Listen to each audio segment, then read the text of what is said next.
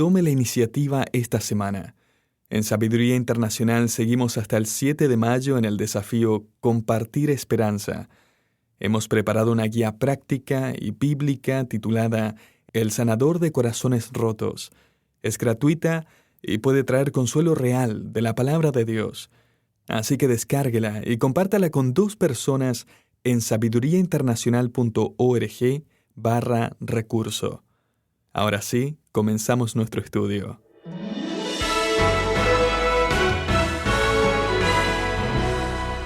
Hay decisiones que cambian el rumbo de una vida para siempre. Algunas parecen pérdidas evidentes, pero en realidad revelan lo que más valoramos. Moisés creció rodeado de poder, privilegios y promesas de grandeza en el imperio más fuerte de su tiempo. Sin embargo, llegó el momento en que tuvo que elegir.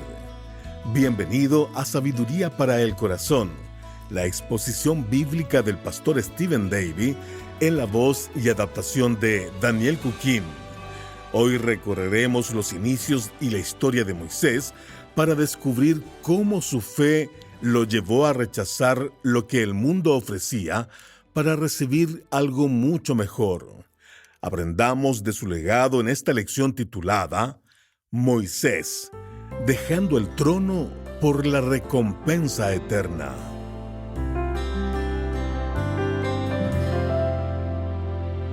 En un libro que me regalaron leí la fascinante historia de la industria automotriz y las fortunas personales que se ganaron y perdieron a principios del siglo XX. Uno de los personajes más interesantes entre ellos fue un empresario llamado William Durant. William Durant fue el propietario de un negocio de carruajes en la década de 1880, que luego se convirtió en una compañía llamada General Motors. En 1905, él rescató financieramente a un fabricante de automóviles llamado David Buick. Ellos formarían una sociedad y juntos crearían un imperio automovilístico, comprando otras compañías pequeñas en su momento como Chrysler. Durant también se asoció con un fabricante de automóviles francés llamado Louis Chevrolet. Luego, un canadiense se unió al grupo que había nombrado a su empresa Cadillac.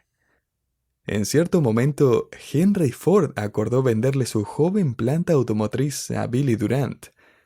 Pero debido a desacuerdos en el contrato, Henry Ford finalmente cambió de opinión, lo que por supuesto cambió el curso de la historia del automóvil.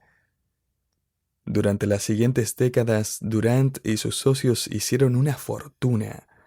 De hecho, leí que más de 70 hombres se hicieron millonarios al unirse o hacer negocios con General Motors, y eso fue a principios de la década de 1990. Sin embargo, William Durant perdería su fortuna. Su último emprendimiento financiero terminó en la quiebra en vísperas de la Gran Depresión. Para 1936, este ingenioso creador de una industria millonaria estaba sin un centavo, demasiado pobre como para comprar uno de los automóviles que él mismo había creado. A eso se le llama ir de rico a pobre. Francamente, esa caída de la fama y la riqueza a la oscuridad y la pobreza no es nada comparado con nuestro próximo héroe de la fe, Moisés. Y vamos a descubrir que una de las diferencias clave entre Moisés y Durant, y la mayoría de las personas, será el hecho que Moisés se alejó de su dinero y fama voluntariamente. De hecho, él se alejó de todo eso debido a su fe. Le invito a que abra su Biblia conmigo en Hebreos capítulo 11. Y mientras se encuentra el capítulo, permítame mostrarle 5 formas en que podría evaluar el hecho de que Moisés fue de hecho el líder más grande que Israel haya conocido. En primer lugar, Moisés fue el mayor profeta de Israel. Dios distinguió a Moisés de todos los demás profetas cuando dijo: «Cuando haya entre vosotros profeta de Jehová, le apareceré en visión, en sueños hablaré con él». No así a mi siervo Moisés. que es fiel en toda mi casa. Cara a cara hablaré con él, y claramente, no por figuras, y verá la apariencia de Jehová. Números 12 del 6 al 8.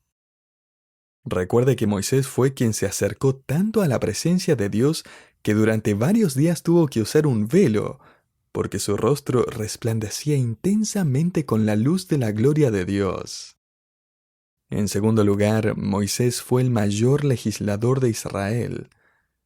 Prácticamente todo lo que cualquier judío sabía acerca de la ley y las ordenanzas de Dios provino de los escritos de Moisés, quien escribió Génesis, Éxodo, Levítico, Números y Deuteronomio. Es por eso que, en tercer lugar, Moisés fue el mayor historiador de Israel.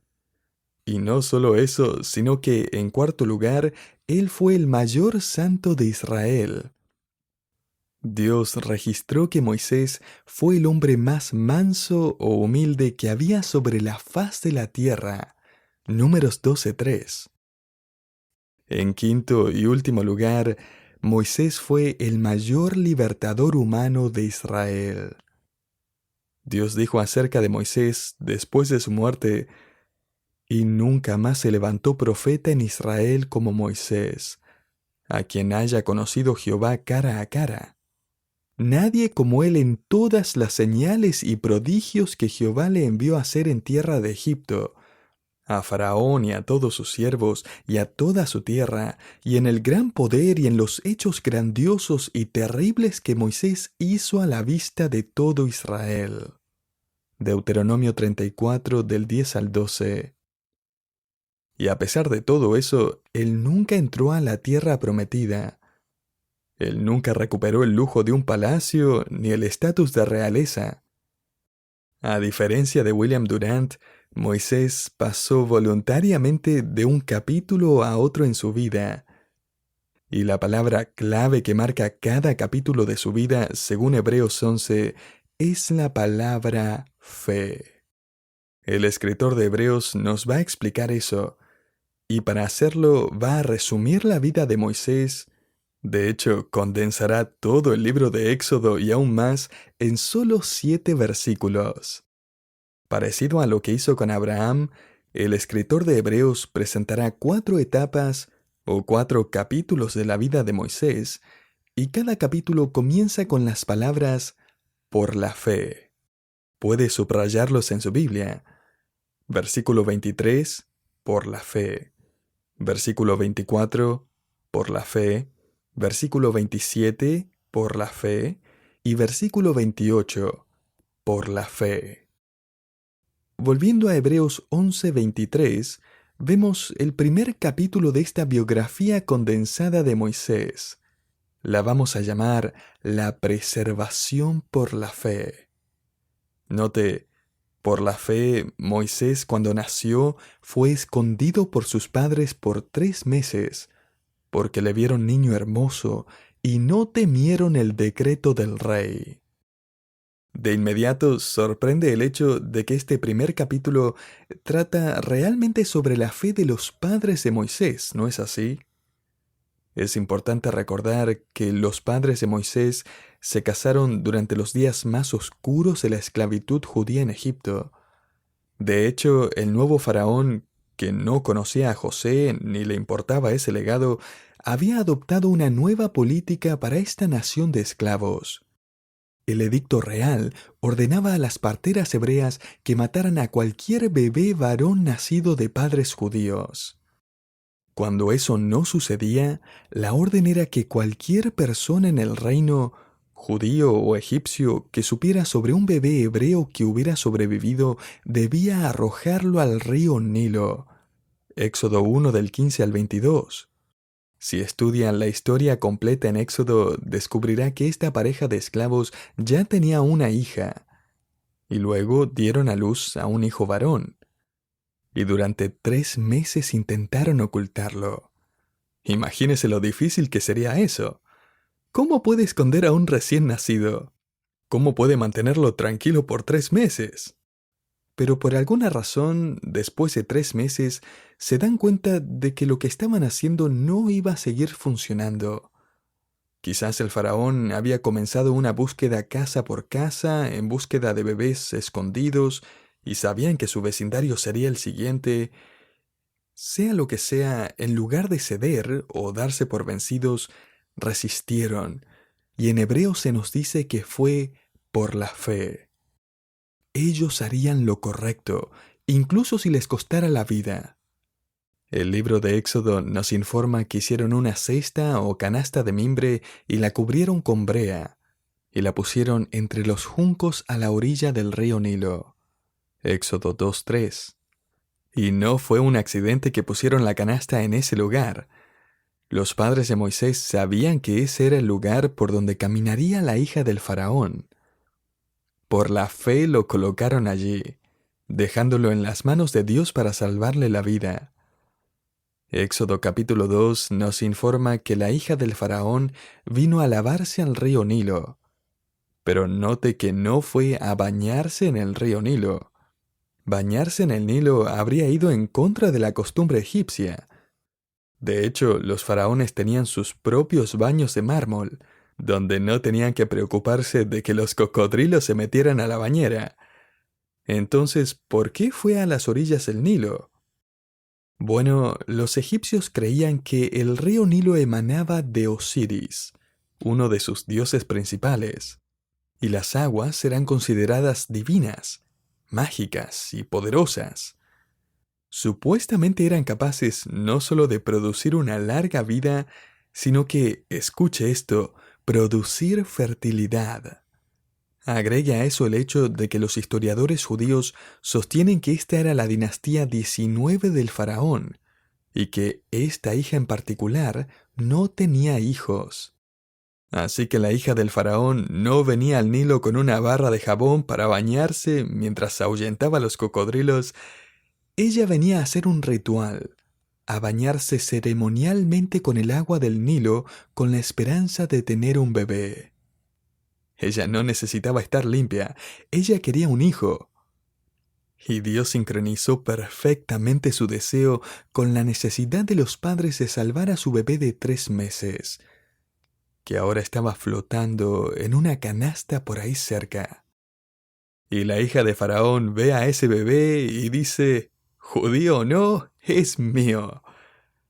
El historiador Josefo agrega que la princesa fue con la canasta a varias de sus doncellas para ver si alguna podía amamantar al niño.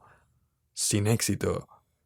Solo entonces Miriam, la hermana de Moisés, salió de detrás de un arbusto y preguntó si necesitaban algunas referencias.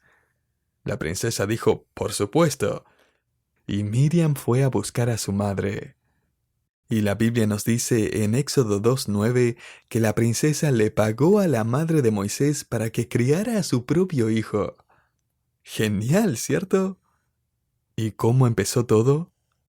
Todo comenzó con un acto de protección por la fe. Eso nos lleva al segundo capítulo de la biografía de Moisés.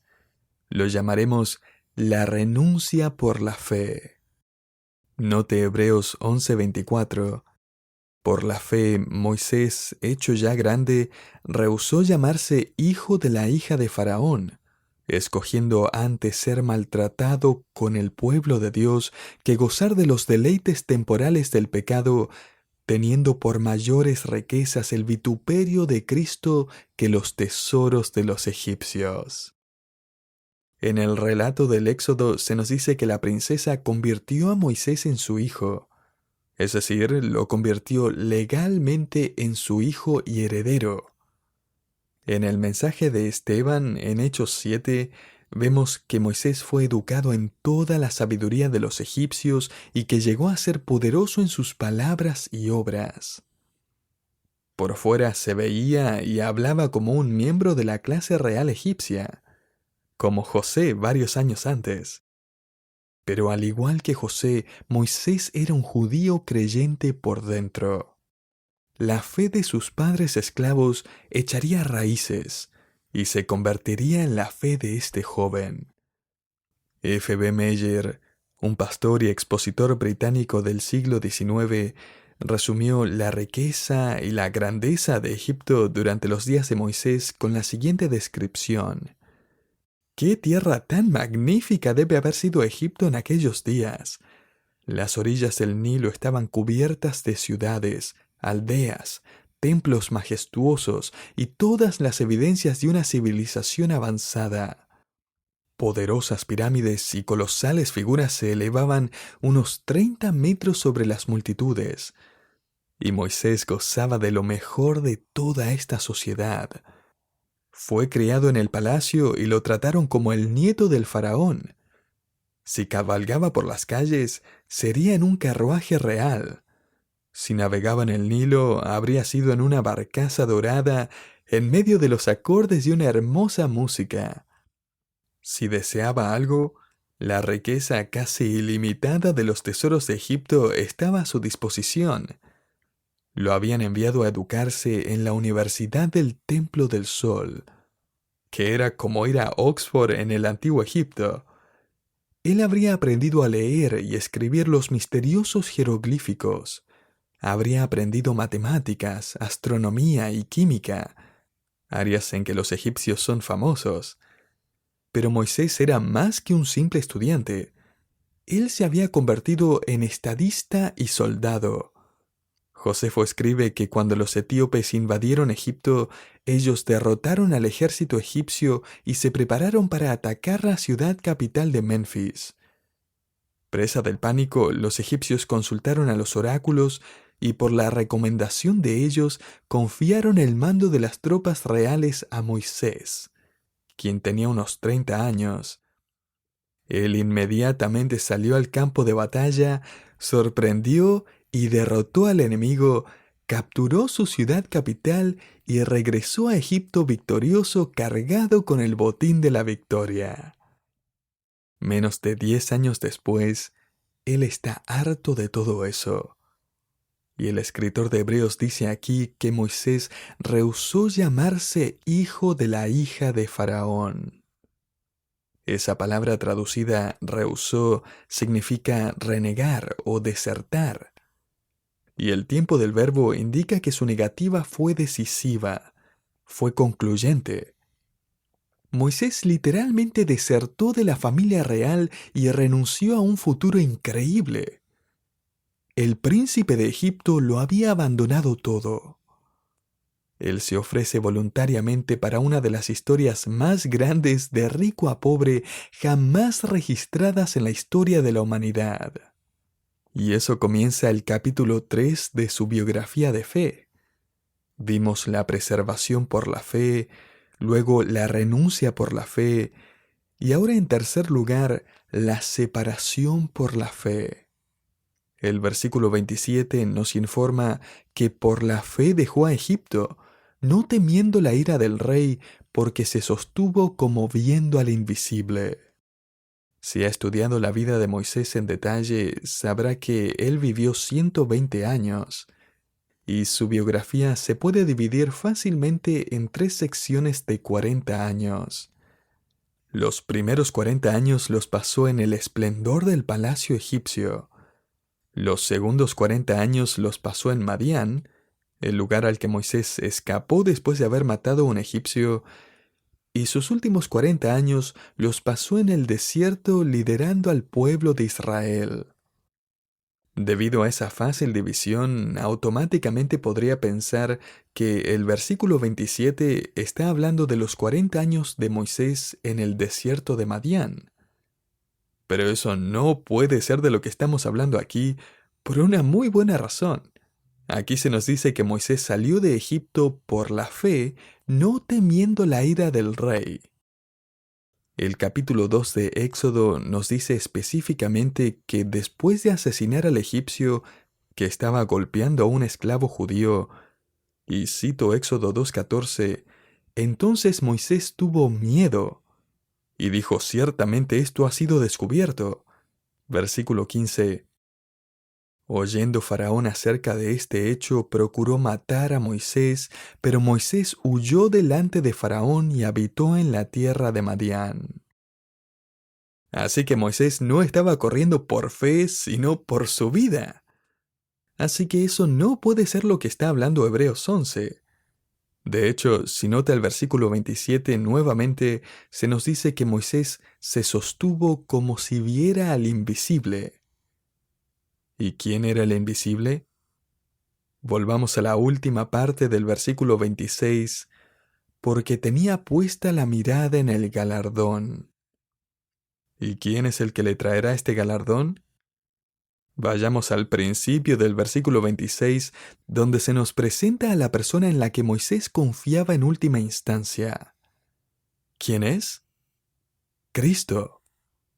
A Moisés no le impresionó el esplendor de Egipto porque lo comparó con la descripción del reino venidero, la herencia de Abraham, la ciudad hecha por Dios, un reino incomparable y glorioso. Pero espera, Moisés, ¿qué pasa con la riqueza y las comodidades? ¿Qué hay de, como leemos en el versículo 25, los deleites temporales del pecado? Tienes al mundo en tus manos. ¿Realmente vas a abandonar todo eso? Bueno, algún super santo podrá decir que en realidad no hay placer en el pecado ya que desaparece tan rápido. Pero eso no es lo que dice aquí la Biblia. Y seamos realistas también. Si no fuera placentero, no estaríamos tentados a pecar. Ahora, ¿qué fue lo que ayudó a Moisés a poder alejarse de los placeres del pecado? Aquí se nos dice que él comparó el placer del pecado con la recompensa de Cristo. Me encanta la forma en que el pastor Ken Hughes explica este pasaje en Hebreos 11.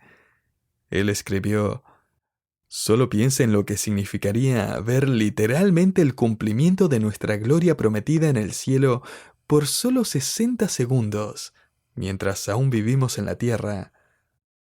Esos 60 segundos cambiarían su vida. Pero espere, la gloriosa promesa cambió la vida de Moisés sin que tuviera la oportunidad de observarla por 60 segundos. Y cada creyente, tal como Moisés, ha cambiado su perspectiva y su enfoque habiendo visto lo invisible por la fe. El capítulo 1 de esta biografía de la fe es la preservación por la fe. El capítulo 2 es una gran renuncia por la fe. El capítulo 3 revela décadas de separación por la fe. Y ahora el capítulo 4 revela la institución por la fe. Versículo 28. Por la fe celebró la Pascua y la aspersión de la sangre para que el que destruía a los primogénitos no los tocase a ellos. Una vez más, el autor de Hebreos nos lleva de regreso al Éxodo, donde presenciamos la víspera de la partida de la nación de Israel y su liberación de la esclavitud. La última plaga de Dios, el ángel de la muerte, quien probablemente era Dios mismo, vendría por la noche y tomaría la vida del primogénito de cada hogar que no estaba protegida por la sangre del Cordero, salpicada en los postes de sus puertas. En aquellos hogares protegidos por la muerte de un cordero, la muerte simplemente pasaría y no tocaría al primogénito. Y así comenzó la primera Pascua, una institución de fe que señalaba la venida del Cordero de Dios, quien sería el sacrificio final, poniendo fin permanentemente al poder de la muerte y trayendo vida eterna. Moisés, quien guardó la Pascua, literalmente instituyó la ceremonia de la Pascua por la fe, una institución que apuntaba a la futura expiación de Jesucristo. Hace poco comencé a leer la biografía de Adoniram Judson. Me llamó la atención que, en cierto modo, él fue como Moisés. Él fue el primer misionero protestante estadounidense en renunciar y alejarse de su vida en Estados Unidos. Él lo daría todo para vivir en la tierra de Birmania, al norte de Tailandia. Antes de embarcarse en su viaje, él se había enamorado de una joven adinerada que también amaba a Cristo, al igual que sus padres. Él le escribió una carta a su padre pidiéndole permiso para casarse con su hija, y no me va a creer lo que le escribió. Permítame leerle un poco. E imagine que usted es el padre de la novia. Adoniram Judson escribe: ahora tengo que preguntar si puede consentir en separarse de su hija a principios de la próxima primavera, para no verla más en este mundo. Si puede consentir su partida a una tierra pagana y su sujeción a las penurias y sufrimientos de una vida misionera. Si puede dar su consentimiento para que se exponga a los peligros del océano, a las fatales inclemencias del clima del sur de la India, a todo tipo de miseria y angustia, a la degradación, el insulto, la persecución y quizás una muerte violenta. Puede consentir en todo esto para la gloria de aquel que dejó su hogar celestial y murió por ella y por usted, por el bien de las almas inmortales que perecen, por el bien del cielo y la gloria de Dios. Puede consentir en todo esto teniendo la promesa de encontrar a su hija en el mundo de la gloria con una corona de justicia, iluminada por las aclamaciones de los paganos ahora salvos por medio de su ministerio, que estarán alabando a su Salvador. Finalmente él dijo que sí, y por supuesto ella también. Querido oyente, no sé a lo que le está llamando el Señor. ¿Qué le ha pedido que rinda a sus pies? ¿Qué debe esperar? Comenzar. Renunciar quizás por amor a su nombre. Pero sé cómo podemos hacerlo. Por la fe. La fe es la capacidad de abandonar nuestros deseos pasados, las delicias presentes y los sueños futuros por lealtad a Dios. Y permítame agregar que lo hacemos voluntaria y gozosamente a la luz de las maravillosas promesas de Dios, que hará que todos los sacrificios que hagamos valgan la pena.